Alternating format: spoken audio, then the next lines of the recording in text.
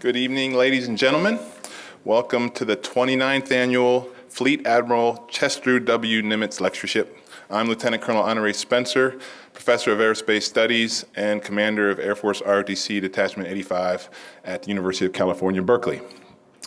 The Nimitz Lecture annually brings a distinguished scholar, a military professional, or government official to Berkeley to discuss topics of significance related to national security.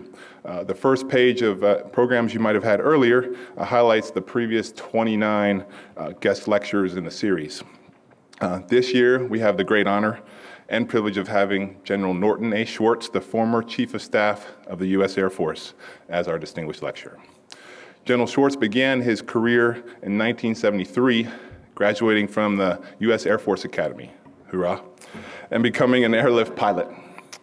General Schwartz truly took the road less traveled, flying special operations, aircraft and missions, which at the time was not a popular or recommended career track for pilots in the post-Vietnam era. However, times would change, and due to some key world events, particularly in the 1980s, the relevance and the structure of the special operations community would fundamentally change and evolve for the better. During his notable career, General Schwartz led a joint special operations task force in the first Gulf War and has served as Director of Strategic Planning for the U.S. Air Force, Deputy Commander for United States Special Operations Command, and Commander of United States Transportation Command. In 2008, 4 years ago, General Schwartz was supposedly at the twilight of a very successful military career, looking forward to retirement after 35 years of service. Now, I might personally add that that's more than double the amount of time I spent as an officer in the Air Force. And for many of the midshipmen cadets that might have concerns about serving 4 years, maybe that gives some perspective. 35, 4 years. Nonetheless, in 2008, during a key transition period for the Air Force, General Schwartz was asked to serve as its next Chief of Staff, truly emulating the Air Force core value of service before self.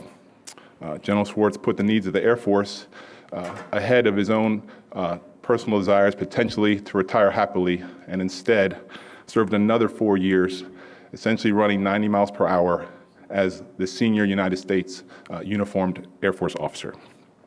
As the first Chief of Staff with a special operations pilot background, General Schwartz made significant innovations in the employment of air power, in particular through shifting emphasis from conventional manned aircraft to remotely piloted aircraft missions. On Tuesday, General Schwartz presented the first part of his lecture, which discussed the evolution of remotely operated military systems and numerous myths regarding the employment of those systems. Tonight, General Schwartz will continue in part 2 of his lecture titled Remotely Operated Systems, Myths and Reality. Without further ado, please welcome General Schwartz.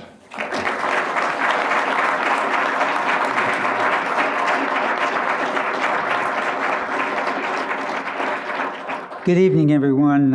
Welcome to part 2 of my presentation on the role and legitimacy of remotely operated military systems in the pursuit of United States national security interests.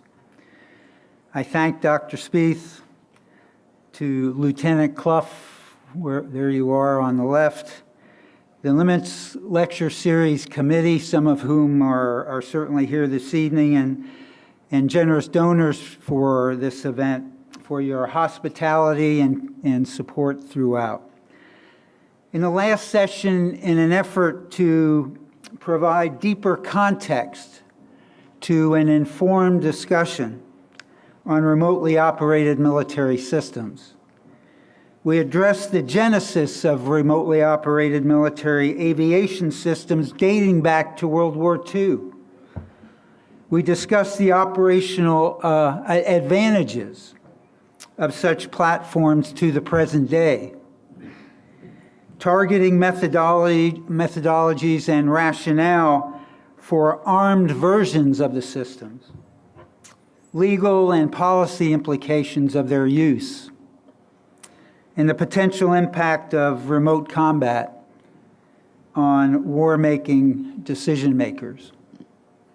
Tonight, I'd like to continue to address a number of additional myths related to remotely operated military systems, focus on export control considerations, the potential risks associated with increasingly autonomous military technologies, and make some closing comments on why those concerned with national security should continue to closely monitor developments in this important area of military, civil, and commercial interest.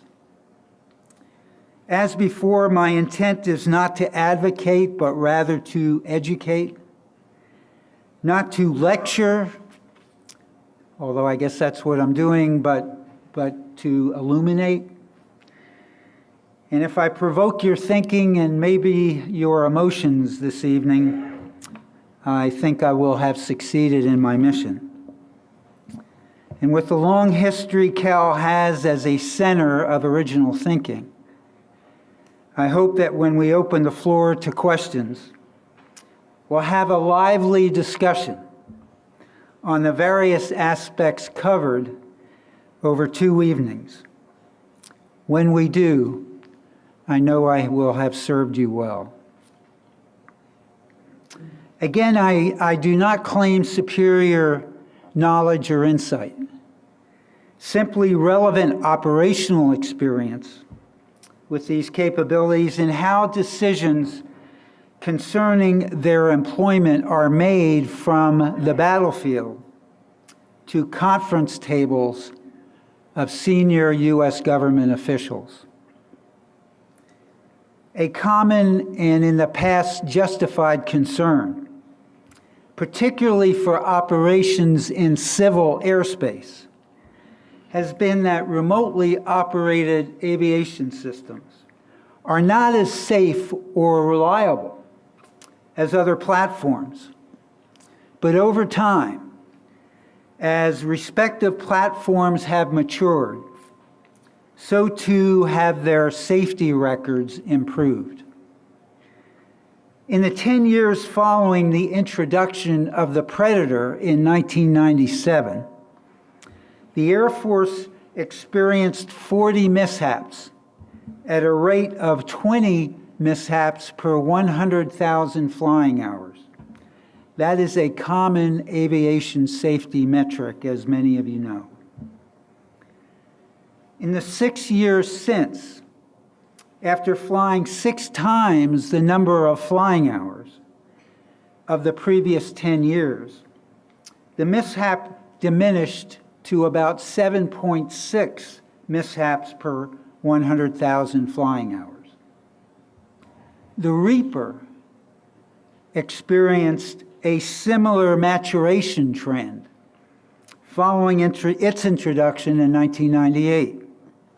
It initially experienced more than 24 mishaps per 100,000 flying hours. And in the years since, the rate has declined to 8.9. The rate, and certainly that rate, and certainly the Predator rate of 7.6 is comparable, and this is important, is comparable to the overall general aviation mishap rate in the United States. In other words, Cessna 172s, Cessna 206s, other kinds of general aviation aircraft. My basic point is that, like all professionally operated aircraft, they tend to mature over time. They become more reliable and conform to standards of safety accepted by civilian aviation authorities the world over. Even given improved safety, precision, and reliability, however, it's fair to inquire whether there are viable alternatives in the current circumstances. Are there viable alternatives to remotely operated military systems that offer similar performance. Obviously, we could continue to perform as we have with all the advantages and disadvantages that entails. We've discussed some of that already. We could suspend use of remote systems entirely, effectively ceding sanctuary to the enemy. Neither all nor nothing options merit further discussion here, perhaps in the Q&A, but not now. But there are intermediate options that responsible officials should and must consider. In the case of the Afghan-Pakistan border area, that's one example.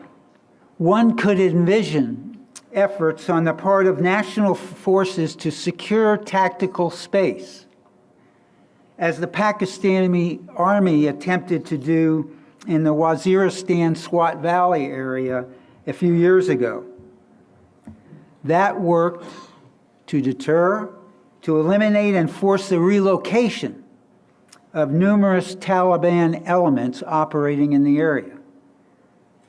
I think it fair to conclude it was a generally effective, but a temporary fix, with substantial civilian losses, incidentally, for an enduring problem. What were we to do when the positive effects of that substantial conventional military effort subsided? What were we to do? Another option is to employ U.S. forces, with or without the consent of a sovereign state, to deter, to eliminate, or force the relocation of the offending forces. We have been careful to date, without consent, to insert major ground force elements onto the sovereign territory of a nation with which we are not at war. Such caution is warranted in a world that still respects Westphalian standards of international conduct. Major conventional ground and air campaigns have the potential to be at least temporarily effective in disrupting safe havens. But ground campaigns, I would argue, and I'm sure I'll get some pushback, in particular, are potentially less discriminating in terms of target selection and collateral damage.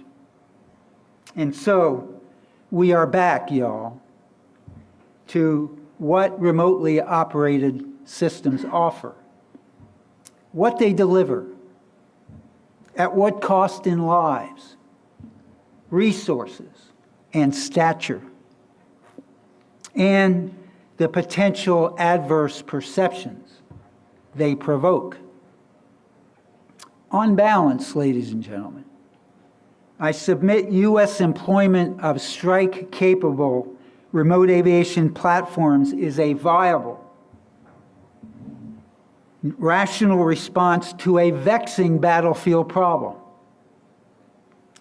one that must be calibrated, used with care and synced with policy objectives, but nonetheless, one that allows us to pursue our objectives in a fashion that ideally minimizes the loss of life for friendly forces, non-combatants, and the enemy alike. Simply, remotely operated aviation systems provide and permit more accurate and, as a result, more proportionate application of lethal force. Even critics accept this point grudgingly, but their reservations remain. Among other things, according to Peter Singer from the Brookings Institution, their reservations involve the concern that the absence of physical risk to our personnel numbs us and the political leadership to the consequences of remote systems operational use. I would counter by asking whether those who use this argument would prefer that the American military absorb casualties just for the purpose of making war less numbing to our political leadership. There is also concern that other states and non-state actors will use these technologies in a more crude and indiscriminate fashion than we do, even against us. And well, they might. But we must determine for ourselves what is necessary, what is proportionate, and what best sustains our common values and character as Americans in a world where lethal force no longer respects national boundaries. For me, this works. Yet I encourage you to disagree after having carefully considered the various arguments, including how prolific is the use of remotely operated strike-capable systems. A few data points are meaningful here, and I'll use Afghanistan data from the Air Force surge period of 2011 to illustrate. Follow me closely here. There were about 38,000 reconnaissance sorties flown in Afghanistan in 2011. 38,000. Almost 59,000 airlift sorties. About 19,000 tanker sorties. And sadly, almost 3,000 medical evacuation sorties as well. Compare those numbers to about 25,000 close air support sorties, of which about 1,400 had at least one weapon release. In other words, and importantly, there were many strike sorties flown with no weapon release at all. Thousands, many thousands. That, ladies and gentlemen, is what a professional Air Force does. Be ready. Finger on the trigger, but totally professional in the application of force in principle and in practice. Contrast now the 1,400 total weapon releases with the 333 weapons delivered by remote systems. Are we to accept, do you accept, that 75% of the weapons released by manned systems were okay, or are inherently less controversial than the 25% delivered remotely? Well, what do you think? You see, the means of weapon delivery remains, in my view, a side discussion, provocative though it is, to the fundamental matter of the legitimacy of the target and how precisely that target is engaged. All loss of life and destruction of property must approximate the military advantage gained by executing that mission. That is the standard adhered to in manned and remote systems operations alike. The advantage held by remote systems, however, is that they offer high levels of discrimination due to very long periods of unbroken surveillance, precision weapon delivery, and exquisite timing that allows for significant risk mitigation. Let me now transition to my last two topics of the evening. The wisdom of exporting American remote technology, exporting it to others, and the fiction that we are pursuing true autonomy in those systems. America has two statutes that impact export of military and so-called dual-use items. They are the Export Administration Act of 1979, which is administered by the Department of Commerce. The second is the Arms Export Control Act, administered by the Department of State.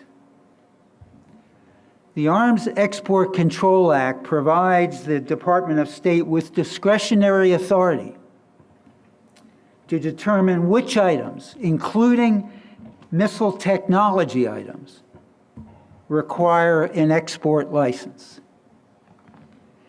Of particular importance to this discussion is an international agreement that aims to limit proliferation of rocket and unmanned aerial vehicle systems capable of delivering nuclear, biological, and chemical weapons of mass destruction.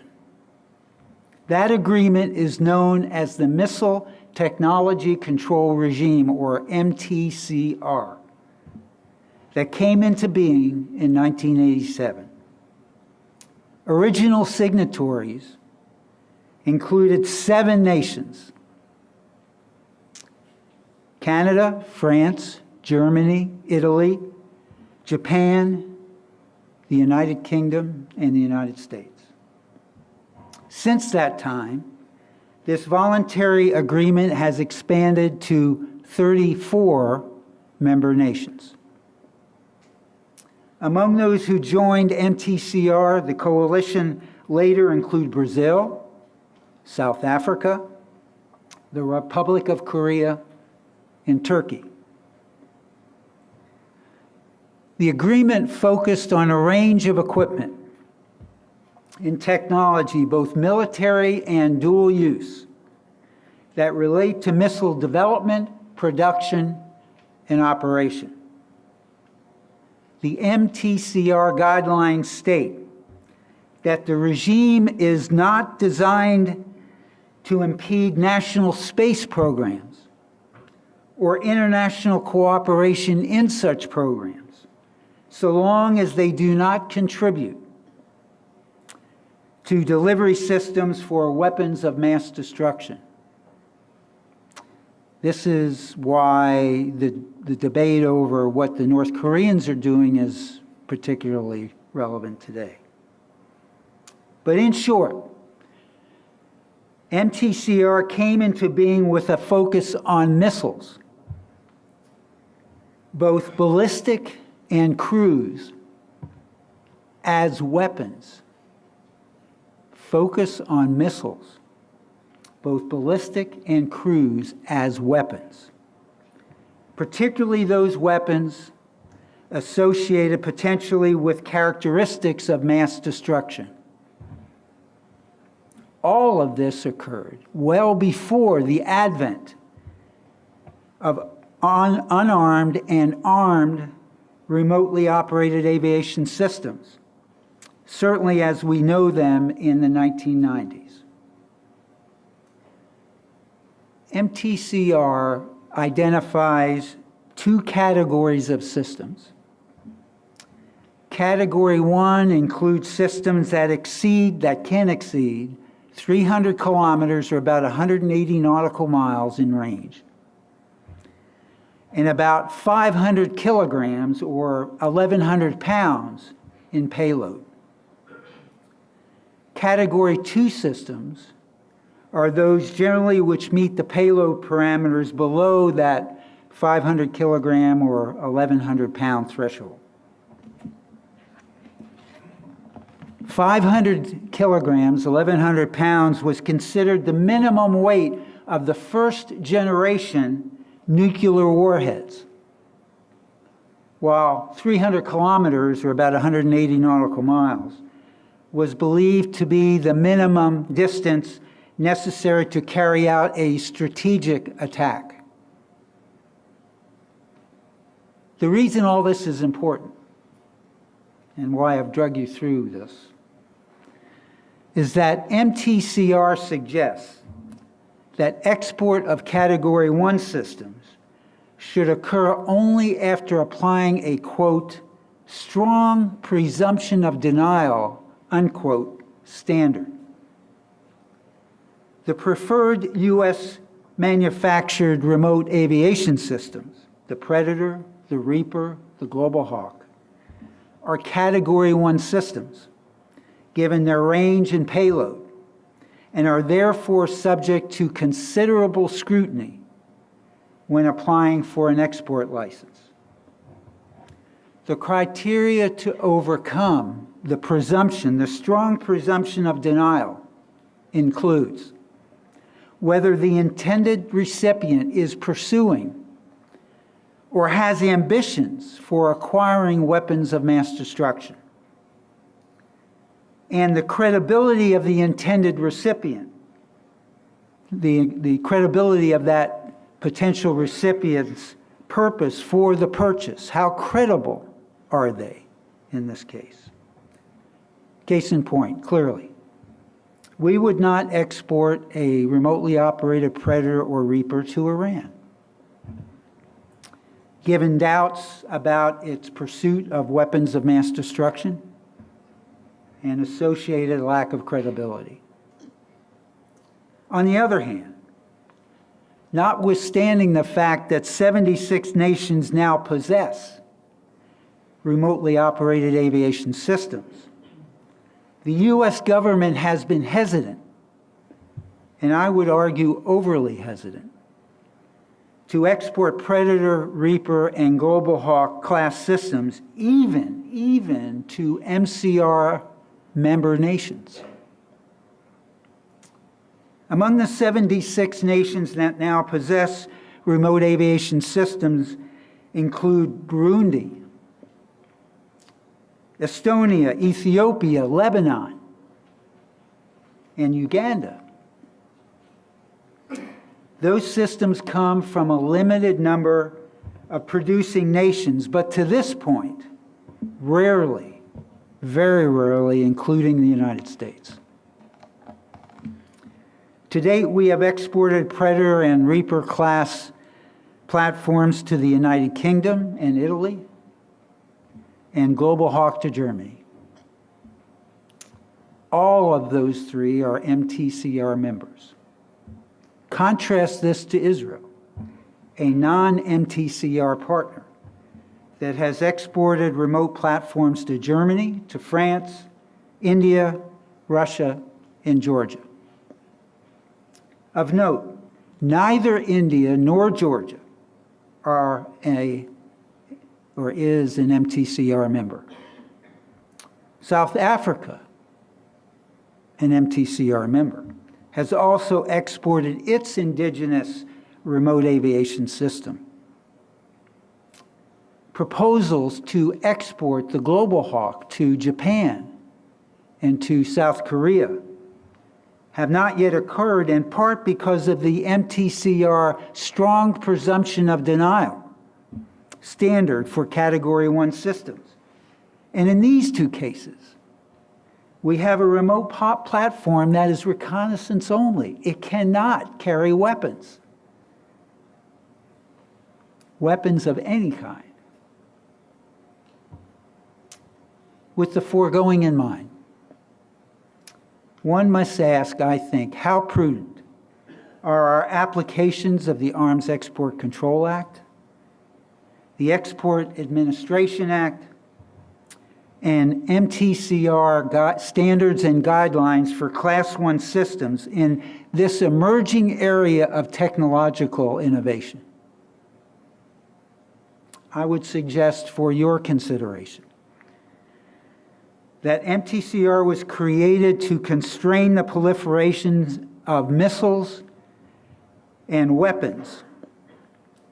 Constrain the proliferation of missiles and weapons, clearly a noble purpose, but not necessarily remote platforms not imagined in 1987 that are predominantly or exclusively configured for reconnaissance. Surely, it is preferable for our allies and MTCR partners to interoperate U.S. systems rather than field those produced by others. Surely, it is preferable to gain access and enable two-way exchange of intelligence by use of common systems. Surely, it is preferable to improve and stiffen local capabilities rather than undertake replacement missions ourselves. That is the wisdom behind the introduction of the Predator XP version of the platform operated by the U.S. Air Force. It is a Class 2 system by design, and it is by design for reconnaissance only. There are no hard points on the aircraft to enable delivery of weapons, and it is limited to a takeoff weight below the critical 500 kilogram or 1,100 pound threshold. It is also a system operated essentially by line of sight. It represents many years of effort to field a vehicle specifically designed for export, one that complies with the spirit and intent of MTCR and our governing export statutes. I think the XP is a solid answer to the dilemma, and it is a dilemma, of export on the one hand and proliferation on the other. Now look, I'm not naive about the risks of proliferation or the possibility of unscrupulous export of remote technologies by some in the U.S. and others. But will our example of self-restraint truly constrain others, particularly non-MTCR members or non-state actors? I think the evidence suggests that while noble, MTCR, as currently interpreted, has been overly restrictive, an overly restrictive source of friction. And in the end, our export policy should adjust accordingly. Finally, there are futurists who conjure up notions of robotic platforms performing lethal missions autonomously. In the lingo of today, they would be fire and forget systems for the dull, the dirty, and the dangerous jobs currently performed by our military. No one I know is comfortable with such exaggerated visions. In virtually all situations today, humans are in the loop or at the very minimum on the loop when operating remote systems. And in fact, the Department of Defense has anticipated such undesirable developments and established policy for future autonomous systems. DoD Directive 3000.09 requires that such systems, quote, incorporate the necessary capabilities to allow commanders and operators to exercise appropriate levels of human judgment in the use of force, that they complete engagements in a timeline consistent with commander or operator intentions. In other words, they just don't hang out there indefinitely. And that these systems are sufficiently robust to minimize failures that could lead to unintentional engagements. Concern that we're on a path to robotic combat is overblown and simply not intent or policy, now or in the future, for the U.S. Armed Forces. Ladies and gentlemen, I've spent 2 evenings attempting to frame the debate about the legitimacy of our use of remotely operated military systems. I've tried to inform and challenge your thinking about this previously arcane activity conducted until now largely in the shadows of the open conflicts in Iraq and Afghanistan, and less openly elsewhere against elements of Al-Qaeda and its associates.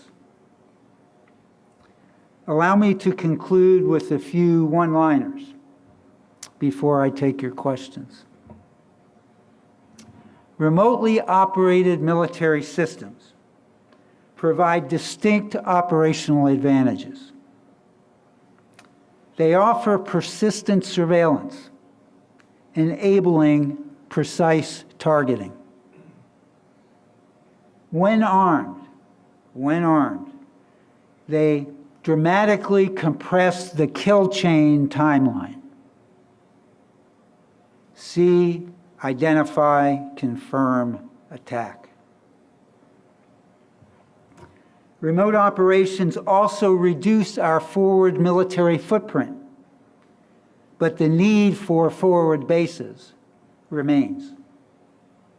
And by footprint, I mean numbers of soldiers, sailors, airmen, Marines forward. And remotely operated systems also offer cost advantages in comparison to equivalent manned platforms. But remotely operated aviation systems are neither cheap nor unmanned. Medium altitude systems are $10 to $20 million platforms. High altitude systems are $100 million plus platforms. A single 24-hour orbit of Predator or Reaper requires about 160 Air Force personnel in multiple disciplines. Operators, maintainers, intelligence personnel. And there's substantial infrastructure involved for operations, including personnel, as I've indicated, communications, command and control, and extensive data and imagery processing. Finally, these are, by and large, not anytime, anyplace capabilities. As a determined air defense will kill such aviation systems today and at least for the near-term future.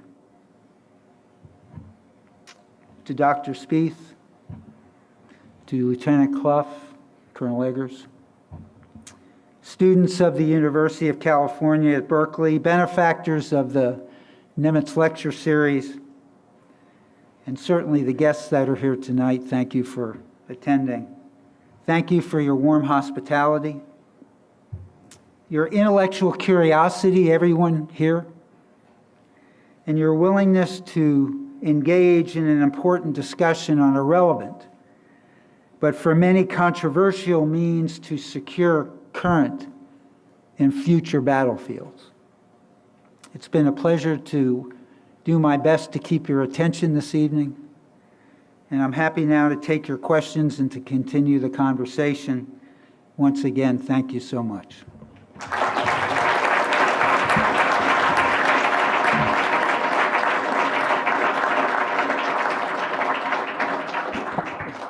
We're going to begin the question and answer period.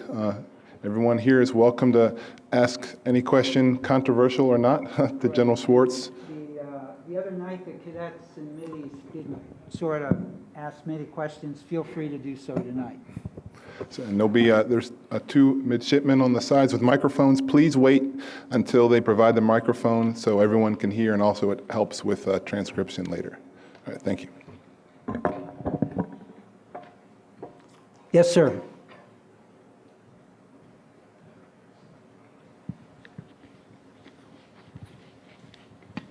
Good evening, sir. My name is Midshipman Lee. Sir, I just wanted to go take a step back and address the military chivalry argument that you refuted the lecture before. And my question has to do, I'm going to try to do the question justice by setting it up. A few years ago, Marine Corps veteran and author Nathaniel Fick spoke in the same hall about, and he remarked during his lecture about how some people in Afghanistan that he encountered in his tour there perceived Americans as people who lacked military chivalry and honor because we sometimes insisted on using these advanced combat systems to target our enemies from afar rather than meet them head-on. Now, while we may not necessarily care about how we eliminate our enemies, it is important for us to win the hearts and minds of the people. And when this becomes the opinion of the hearts and minds of the people that we're trying to win over, what course of action should we take when conducting land operations in these dangerous valleys costs American lives, a substantial amount of American lives, yet at the same time we need to win their opinion by coming across as a legitimate military force, one that does not lack valor and one that is extremely honorable. Thank you. Great question. And the bottom line is when you are commanding your SEAL platoon, what choice are you going to make? Are you going to choose to make a demonstration of military chivalry in lieu of, in other words, will you send your SEALs into close combat when a sniper could produce the tactical outcome that's desired in a very surgical manner? I acknowledge, I understand that these are complex subjects, that this debate about moving from the sword to the bow to the rifle and to more distant applications of force is not well understood by some. And they see this as a despicable way to fight. I say tough shit. I mean, in the end, you need balance in all things. Don't misunderstand me. But in the end, I get paid not to sacrifice the lives of American airmen. All of you who vote, I mean, anybody here, what would you expect an American commander to do of whatever service? I just can't buy this notion that either for U.S. political authorities or for domestic audiences elsewhere, that we should cavalierly sacrifice our kids, our youngsters, men and women in uniform, for a sort of ideal notion like chivalry. I try to practice it every day. But I'm not sacrificing somebody's son or daughter or father or mother for that purpose. I'm not. You all, the youngsters here, need to decide where you come down on this.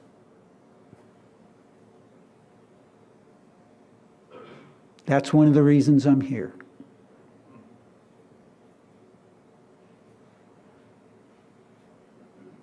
Yes, sir, please. Mike? You mentioned the fraction of sorties where the trigger is not pulled because there's a human being observing the situation. For your remote-controlled vehicles, is the ability to wave off or not wave off as good, better, or worse than when you've got a good pilot up there in his attack fighter? It actually, Dr. Spieth, is better. High-performance aircraft, in particular fighter aircraft, once they typically, there are some exceptions to this, but today, typically, once the weapons are released, they guide to GPS, Global Positioning System coordinates. And once they're released, it is truly fire and forget. Some systems still use laser guidance, which is the case for remotely operated systems. And those weapons can be guided off the target while in flight, and they have been. If a non-combatant enters the strike zone, if there's a discovery late that there's some complication to the targeting, it has happened on a number of occasions where the operators have guided the weapons off the target to strike in a field somewhere. So the short answer is that, again, in many ways, this is a more discriminating way to apply lethal force. It is not perfect. Judgments can be, improper or made with best intent but still be wrong. But fundamentally, you have people who understand the rules of engagement, who understand the gravity of what they're doing. This perception that people sit out in Nevada and just squeeze triggers and then go home and play soccer with their kids is a cartoon. These are pros. These are people who know what they're doing, and they know the gravity of taking lives. And they try to do so as professionally as they can. Just like the ground forces, just like the folks at sea would do, or under the sea for that matter. Okay? Over here, please. And then we'll go to the back. Good evening, sir. You mentioned at one point the XP version of some of these unmanned remote control, remote vehicles. And I was curious what sort of the development of that might be. Are you proposing that the United States sell these in order to make, is an eventuality some profit to this? In addition to an intellectual profit, is this a proposal for a new type of export for the United States? Absolutely. And to what extent is that the military's jurisdiction? Good question. Export of military systems is normally led by the military services. Now, the decision about whether it happens or not is not a military decision. It is a larger governmental decision, which actually includes congressional consent. Now, in the case of the Predator XP, this was designed, again, to thread the needle, both in terms of the missile technology control regime criteria and the sense that many in Congress feel, and in the State Department as well, that, and elsewhere, frankly, even in DOD this is true, there's concern about exporting weapon-equipped platforms to other than our closest allies in whom we have the most confidence. UK, Italy, Germany, Australia, South Korea, Japan, and so on. What happened, interestingly enough, just within the last few weeks, is that the United Arab Emirates has indicated that an interest in the XP platform. And here is a case where policy and diplomacy and military kinds of considerations come together. The UAE is a moderating, some may disagree in the audience, but in my estimation, the UAE is a moderate influence in the Gulf, in the Persian Gulf region. They have a very competent military. And they are oriented toward the U.S. They operate F-16s, they operate French Mirages as well, but they are inclined to align with the U.S. Armed Forces. And I believe we should facilitate that. And we will need the Emiratis if the Iranians get frisky. Follow up? Is there a concern that it would be something closer to or could fall into the wrong hands much easier if it's already dislocated to a certain extent? If it's in a country or in a region where there's a high propensity, for example, someone like Pakistan, Yeah. or something those on. Yeah, those I think that is why this was designed not to be weapon capable and to be small enough so that it couldn't easily be modified to achieve that purpose. And I think that, reconnaissance is a sovereign responsibility of any nation state. And surely the Emiratis have a reason to want to surveil their coastal waters, given concerns about the Iranians across the smuggling and so on and so forth. So I think there is ample justification for exporting reconnaissance-only platforms to the right countries, particularly those that are more inclined to align with the U.S. in the West, and those on whom we would rely both for access and mutual support if hostilities actually broke out. Okay? Good question. Yes, ma'am.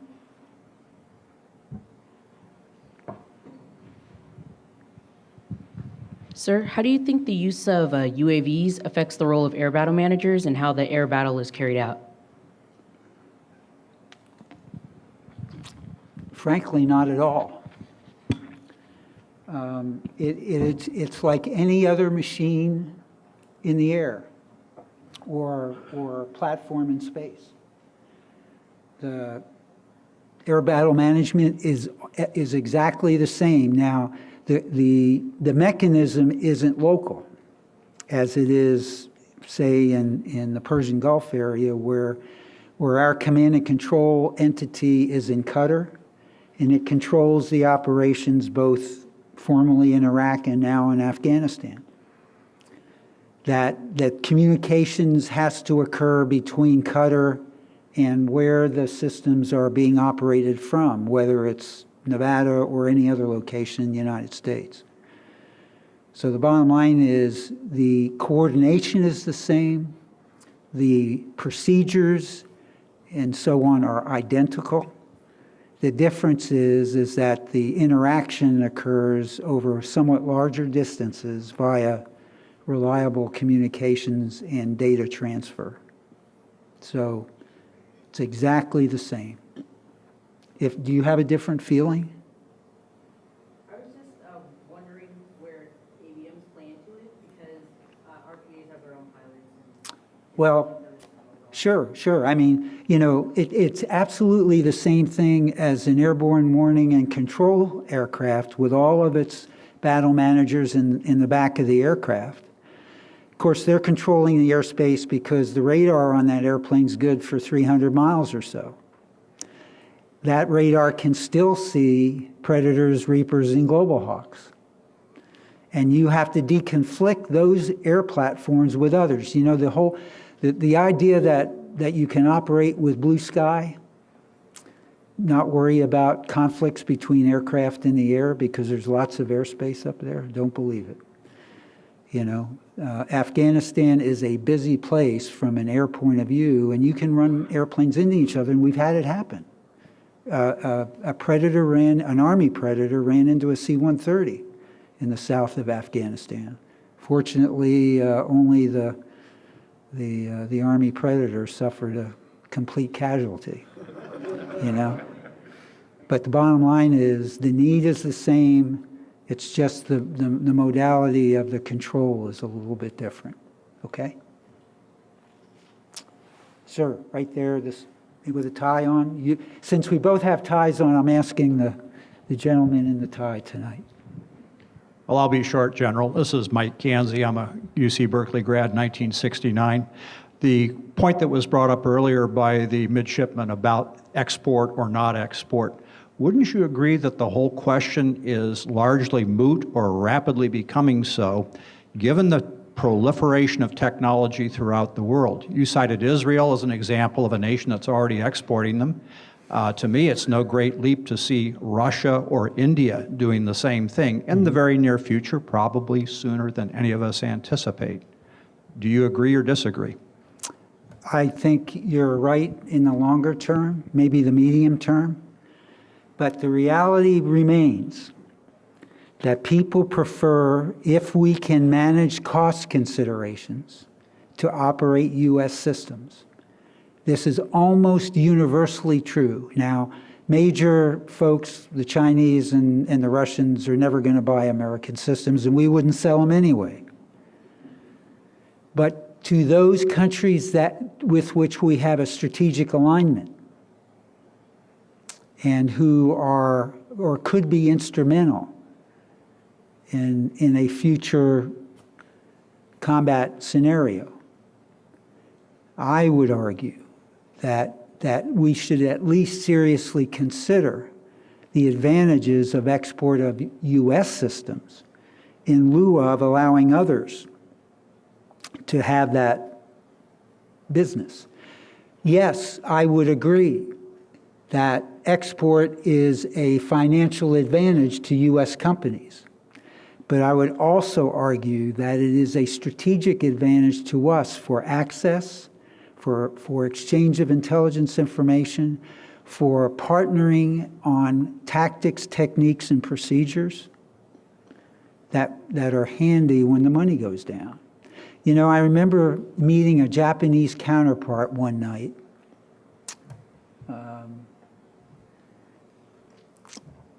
On a piece of tarmac in Phnom Penh, Cambodia. And I discovered that evening what a wonderful thing it is to have trained with others and established creds and credibility,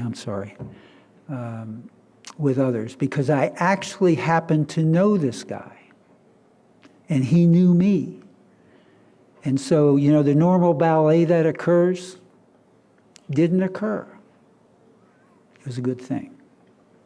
So again, I just would say that we can't be indiscriminate with export, but neither should we be, overly hesitant to support folks that serve our at least midterm interest. Things can change. This is the whole argument about the Shah of Iran. We supported him for decades. It went south, and it wasn't a good thing. Nothing is certain in life, as you know. But some bets are better than others. Right here, and then I'll come back to you, sir.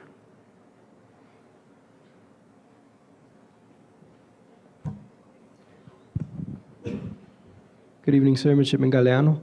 I was just wondering, sir, you said that the XP model cannot be modified because it's too small. What other fail-safes have we to guarantee that they cannot be further modified in order to, a payload or anything? Sure. The wing is designed, it has no hard points.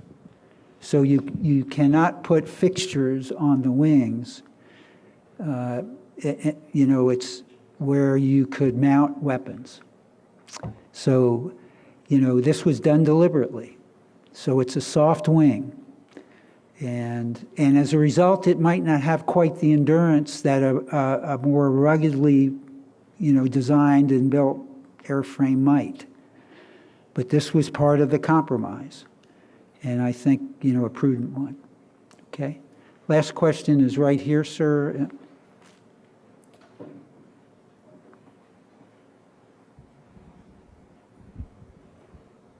Good evening, sir. I just had a question about basically how the U.S. should handle determining who we should sell to and who we shouldn't sell to.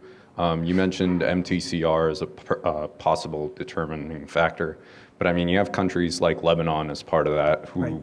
barely have a legitimate government at most periods of time. I mean, is that a country that we want to sell to, and how do we handle kind of the political ramifications of not selling to them? Right. It's a good question. These choices are made in what we call the interagency process.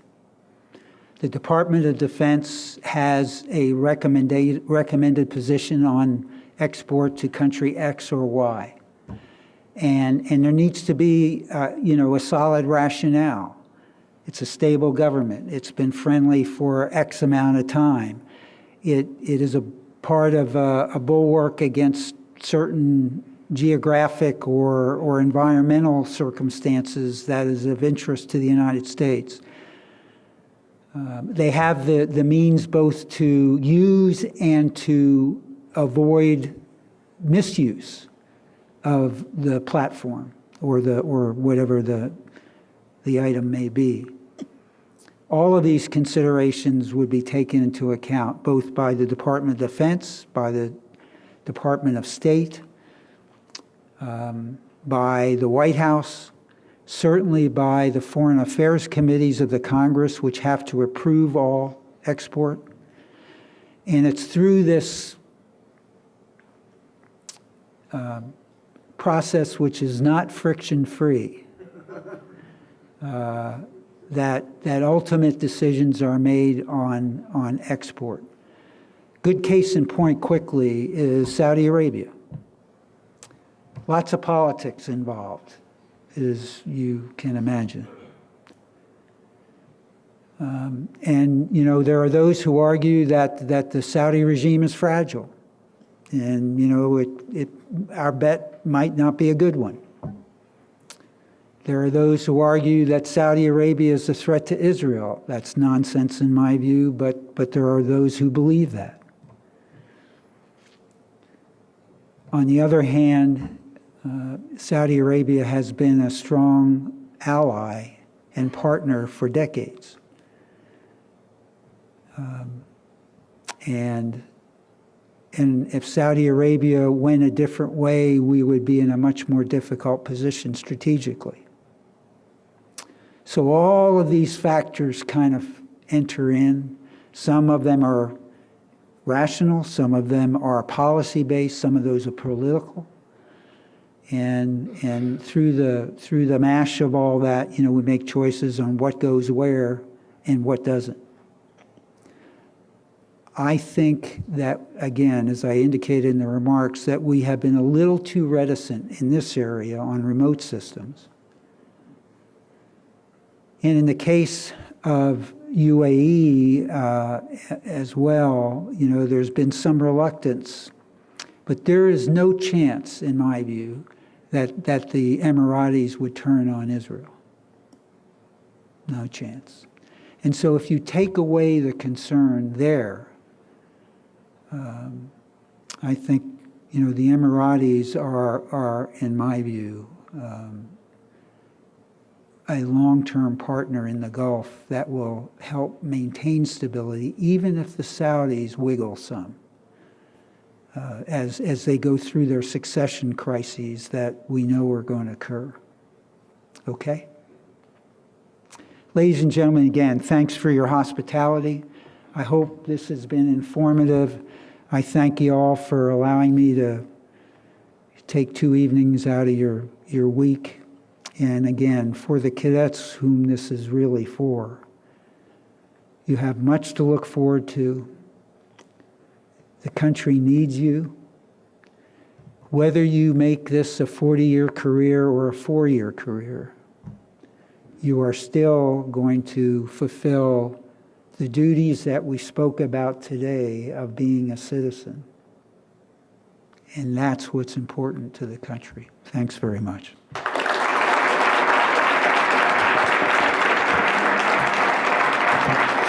Sir, if you could stay up here real quick. I was told by Dr. Spieth that the Navy gets the last comment.